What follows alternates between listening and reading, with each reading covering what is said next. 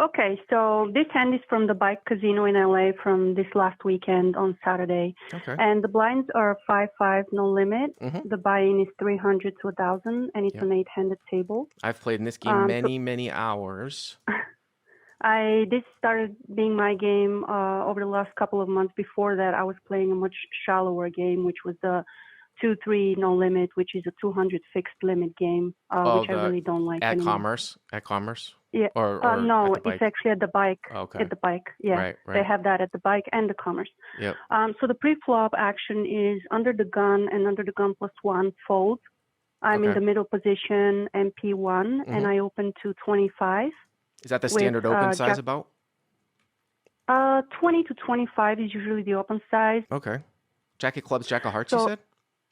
Jack of hearts, Jack of clubs, yeah. Okay. Okay, cool. So I'm the effective stack. I'm $800 in this hand, and MP2 folds, and then the cutoff calls.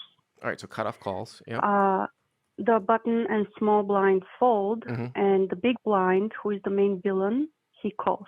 All right, so you open jacks. So we're going three-way. Right, you open jacks to 25 at 800 effective from MP1 cutoff and big blind call. This is a game that I'm very, very familiar with. It's definitely a beatable game. I know, like, Dave Tuckman had, maybe a couple of years ago, had quite a few hours in because he was actually paid by the casino to play in this game at like 75, 80 an hour, which is just insane. But just as a note, the drop in this game is just absolutely killer. It really is absolutely killer. Yeah, $7 a hand, no matter how big the pot is. It's crazy. So for this reason, I usually take a tight, aggressive approach to hands. I don't limp. I'm very aggressive with the hands that I play. Yeah. And I obviously try to win, but one area I have to improve is bluffing. That's one area that I'm not. I got to be honest with you. I don't even know if you have to really do much bluffing in this game. Exactly. I mean, maybe if you're deep. I do. Yeah. Maybe if you're deep. But okay, so go 3 ways to the flop. Okay, so it's like probably 70 after the drop, but. Yeah, $80 after. Yeah. Without the drop. Yeah.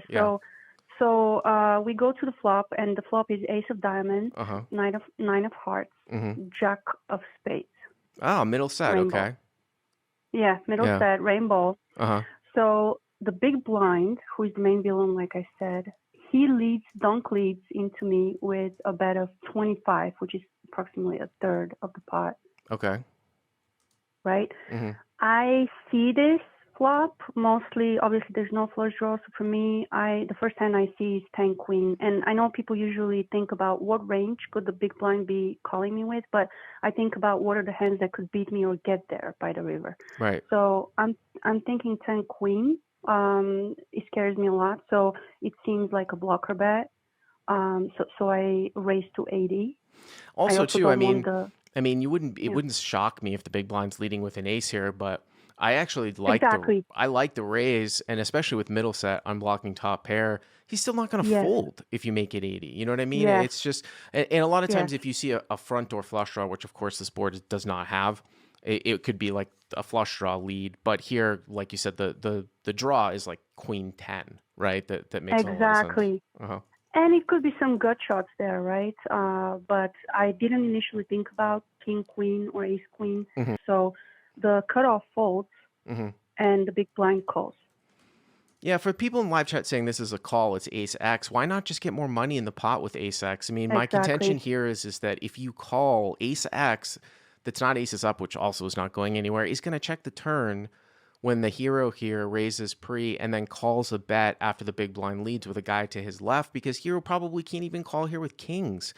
So, it's just one of these spots where it just doesn't, like, people aren't bet folding like ace 10 in this game. And if the next street is going to be a check, what's the point in calling? You have to understand like why there's a reason why this will play. Yeah, exactly. So we go 2 ways to the turn, which is a king of diamonds, which brings the flush draw. Okay. Yep. So backdoor flush draw, ace of diamonds, 9 of hearts, jack of spades, and the turn here is the king of diamonds. Okay. Right. So now I'm thinking, okay, first of all, backdoor flush draw, most likely not. It's possible, but the most obvious draw gets there, which is the 10 queen, which I was initially afraid of.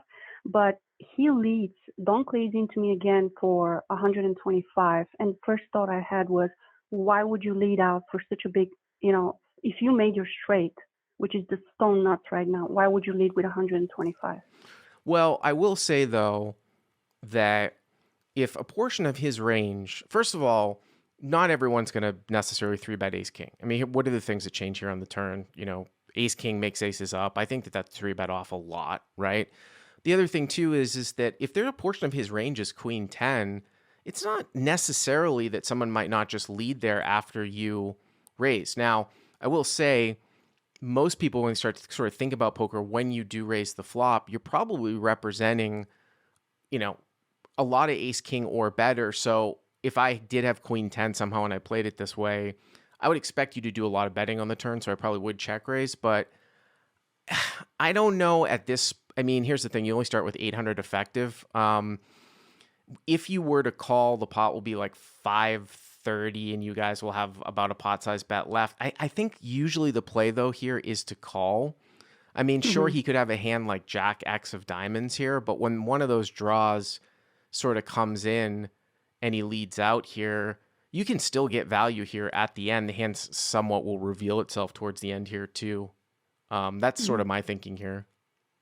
My thought was, you know, obviously the 10 queen gets there. So if he did have it, he doesn't want to take a chance and have me fold if I only have like a weak pair or maybe nothing, you know, maybe I didn't hit the flop and this was just kind of a c-bet, you know, raise on the flop. But I just thought, you know, this guy's sneaky, like I said, and I thought that he would slow play it. And I just thought that he was not strong enough. He wanted to push me out of the hand. And so I raised to 300. I mean, you're going to get pot stuck here if he jams, right? Because if you go 300... Yeah, I'll definitely call. Yeah, I mean, if you go 300 here, I mean, it's only going to be 400 left, and, you know, you're going to be getting a piece. So, I mean, okay, like I said, I still think the standard play here is to call, but you make it 300, okay? He calls. So you put in 600 on the turn. You've got about, what, like 400 left in your stack, right? About half a pot size bet. 400, yeah. Okay. Yep. Yeah, I had like 380 or something like that. So, obviously the river 10 of hearts, the flush doesn't complete, and you know, the only thing that scares me really is a queen. So the villain dunk leads for the third time for $200. So what was the river again? I'm sorry. 10 of hearts. 10 of hearts. Wow. So, wow, puts out a one-liner there out to a straight, and he leads for 200.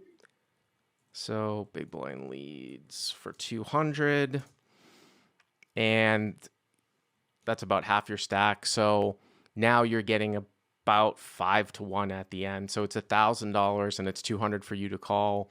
There's a one-liner out there. Again, the board is ace of diamonds, 9 of hearts, jack of spades, turns a king of diamonds, river's a 10 of diamonds. Big blind led the flop, hero raised.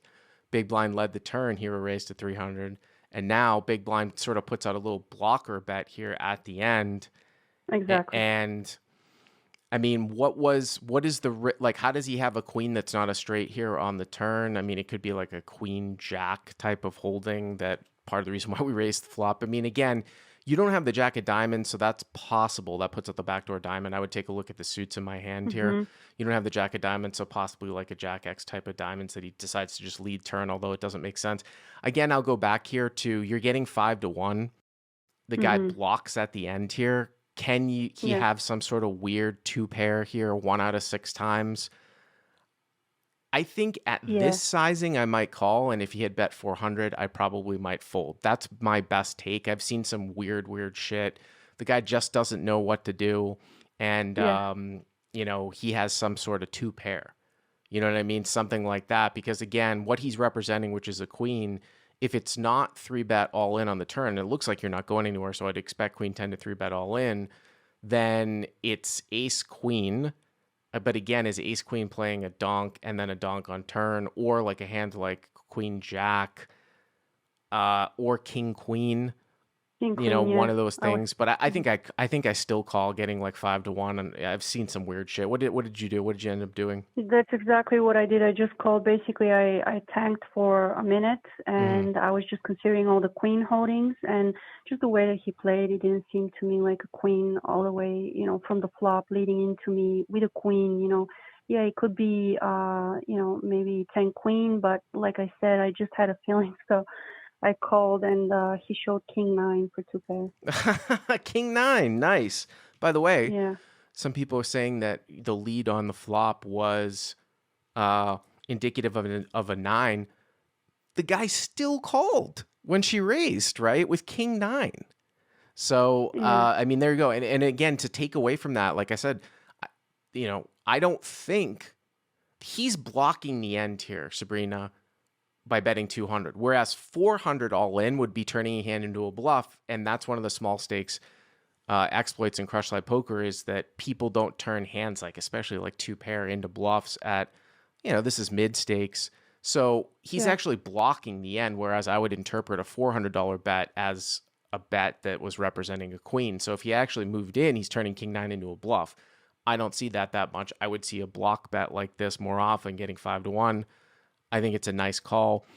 Going back to the turn, I still think what I would say is that it's still probably a call. What's interesting is that if you had called the turn, I wonder what he would have done at the end. If instead of raising, maybe he shoved. No, I don't think he shoves on a one-liner to a 10. I think what's interesting, and I could really see this happening, is that if you just call on the turn, he might check the river to you, as crazy as that sounds. And then you can value bet because he's not checking a queen to you. So that's what's really interesting about this hand. I think there's a very good chance if you just call the turn, he's going to check the end with King 9, whereas here he just sort of blocked it because he wanted to get to showdown, but he's going to check the river at the end, and then you should value bet for sure, right? You have the nuts here basically with Jack. The only other hand besides someone having a queen, the only hand that beats you is pocket aces, right? And pocket kings, which he doesn't have because of the pre-flop play. So it's a pretty interesting hand. Yeah, like I said, the 9, like I said, he's a sneaky player. So he was value betting his 9 in case he hits a 2 pair or trips. To me, that's what I saw the hand as. I saw him trying to be sneaky and catch me and then make money when he hits 2 pair or trips. And that's why he bet only 25, I think, on the flop. Right. Yeah, I mean, it's definitely an interesting one, but good luck at the bike. Thanks for the call. I appreciate it. If you enjoyed this video, please hit that like button and subscribe to our channel, and check out the coupon code in the description to try out the Crush Live Poker training site for free.